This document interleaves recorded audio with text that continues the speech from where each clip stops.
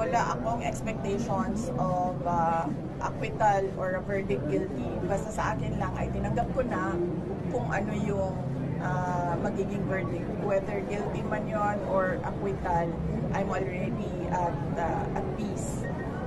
At hindi ko alam kung paano buboto ang mga senators. If at all there will be a trial, I think it is wrong to start counting votes now because they haven't seen evidence yet. They haven't seen what the prosecutors have. They haven't seen what our defense is.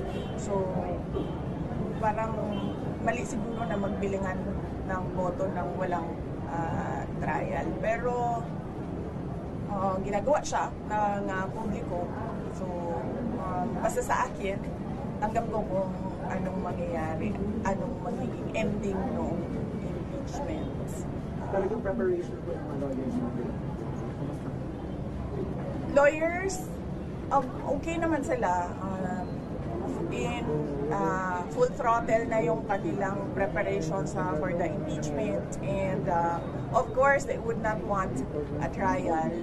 As lawyers, alam naman natin ang galawan ng mga abogado, no? Marami silang mga paraan sa batas as a legal recourse for their clients. But sinabihan ko rin talaga sila, really, I truly want a trial because I want a bloodbath talaga.